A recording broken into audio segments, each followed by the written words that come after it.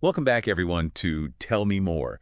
Today we're diving deep into a story I think a lot of people are familiar with, the story of US Airways Flight 1549, the miracle on the Hudson, as it's often called. Yeah, definitely an amazing story. So we're talking about January 15th, 2009, an Airbus A320 takes off from LaGuardia Airport. It's headed for Charlotte, North Carolina. It's got 150 passengers and 5 crew members on board. But moments after takeoff, disaster strikes. The plane hits a flock of birds and loses both engines. Now, this sounds terrifying. Oh, absolutely. But here's the thing. It doesn't crash. Right. Captain Sully Sullenberger manages to land that plane safely in the Hudson River, and everyone survives. I mean, how is that even possible? It's really an incredible story of skill and a bit of luck, I think. So today we're going to break down exactly how this miracle on the Hudson happened. What were the factors that contributed to this incredible outcome? Yeah, let's take a closer look. So let's start at the beginning, with the bird strike itself. The plane hit these birds at over 2,800 feet. Yeah, 2,818 to be exact. Okay, 2,818 feet. And these weren't just, little sparrows or something. No, we're talking Canada geese here. Large birds, and they can do some serious damage to an aircraft. And they, in this case, right. I mean, enough to knock out both engines. Right. I mean, when a bird gets sucked into a jet engine, it's not a pretty picture. So what exactly happens? Paint us a picture. Well, think of it like a high-powered blender, right? All right. Spinning at thousands of RPMs, and suddenly you jam a bunch of, organic material into it. Yeah. It disrupts the airflow. It can damage the blades, potentially cause a catastrophic failure. And in the case of Flight 1549, both engines were pretty much toast. Essentially, yeah. I've read accounts from passengers. Yeah. They said they heard a loud bang, saw flames, and then just this eerie silence. Yeah, it must have been terrifying to be on that plane and hear that. I can't even imagine. But in the cockpit, Captain Sullenberger and his first officer, Jeffrey Skiles, they had to act fast. They had less than 4 minutes to figure out what to do. 4 minutes? That's not a lot of time. No, it's not. And they had to make a life or death decision. So what were their options at that point? Could they even try to restart the engines in that amount of time? Restarting, I mean, it's highly unlikely, especially with the damage they sustain. It's a complex procedure, and there's no guarantee it would even work. So that's off the table. What else could they do?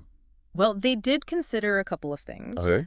Turning back to LaGuardia, or maybe diverting to Teterboro Airport in New Jersey. Yeah. But Right. their altitude was dropping rapidly. Right. And time was running out. It was a very risky proposition. So what did they do?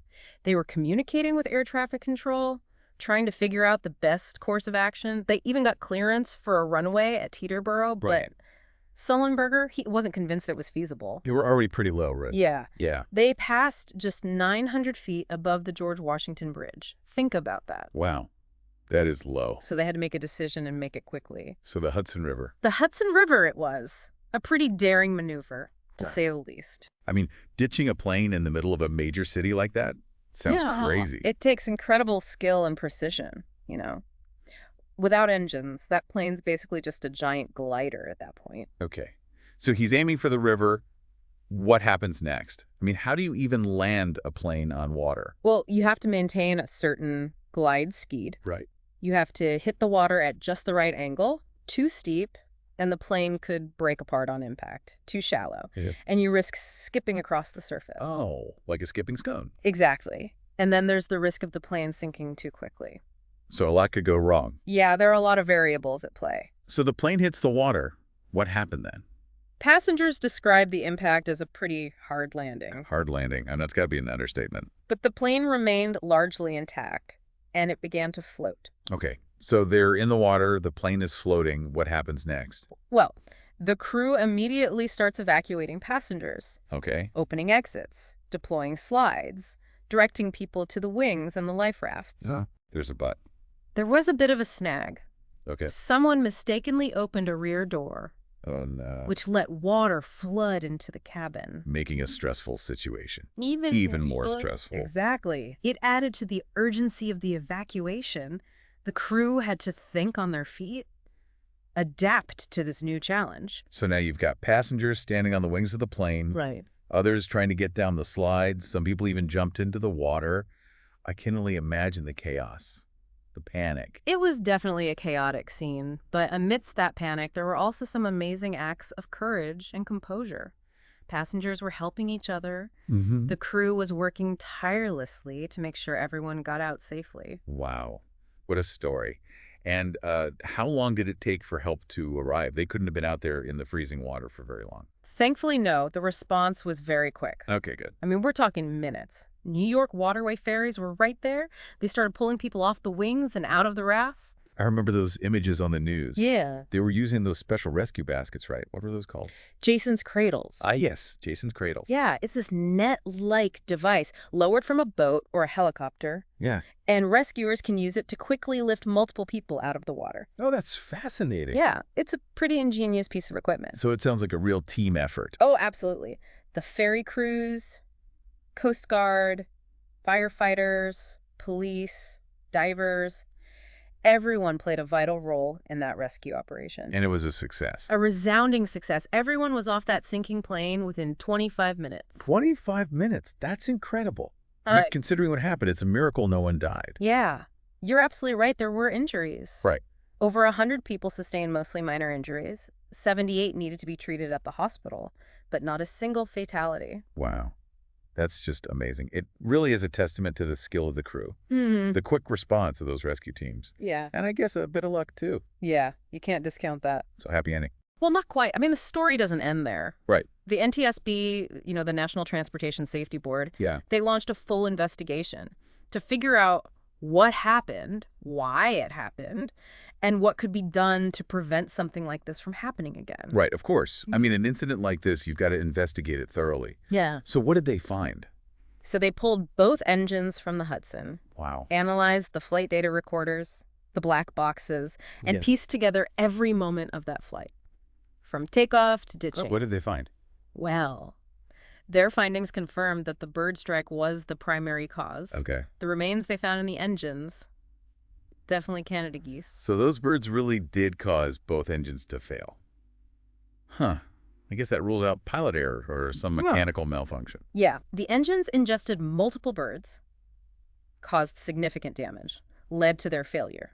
But the investigation went further than that. Okay. So what else did they look into? Well, they wanted to know if the outcome could have been different. I see. So they ran simulations to see if returning to LaGuardia or diverting to Teterboro was even an option. So they basically replayed the entire scenario in a virtual environment. Exactly, to see if there was another way. Fascinating.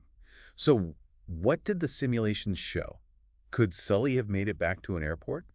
They suggested that returning to LaGuardia might have been technically possible, but this is where the human element comes in. Okay. In a real-life situation, you have stress, hesitation, Right. the need to make split-second decisions with incomplete information. And simulations can't fully account for those things. So even though it might have worked in a simulation, in reality, trying to turn back to LaGuardia could have been disastrous. Potentially, yes. And remember, Sully had to make this decision while dealing with a crippled aircraft and terrified passengers. Yeah, that's a lot to process. The NTSB concluded that ditching in the Hudson was the safest option, given the circumstances. It's incredible to think that under that pressure, he made the right call. Saved everyone's lives. It really speaks to his experience, his skill as a pilot. He often talks about making deposits in the bank of experience, throughout his career. Ah, I like that analogy. And in this case, those years of training, handling difficult situations, they really paid off. So the miracle on the Hudson wasn't just about luck. Right. It was about preparation, skill, and making the right decisions under extreme pressure. Absolutely. And this event, I mean, it had a ripple effect, right? Yeah. It changed the aviation industry. Absolutely. It forced the industry to reevaluate bird strike risks, pilot training, emergency procedures. The changes implemented since then, I mean, they've made flying safer for everyone. That's good to hear. So we've covered a lot of ground today, from the bird strike to the ditching to the evacuation and the investigation. What stands out to you the most about this whole story? It's a reminder that even when faced with the impossible, human ingenuity and resilience can prevail. This wasn't just about a plane landing in a river. It was about the human spirit, overcoming adversity. Powerful stuff, and it reminds us that sometimes the most important deposits we make aren't financial. They're the experiences and lessons we learn along the way that prepare us for the unexpected. Well, thanks for joining us on Tell Me More for this deep dive into US Airways Flight 1549. I know I'll be thinking about Captain Sully and his amazing feat next time I'm on a plane. Thanks for listening, everyone.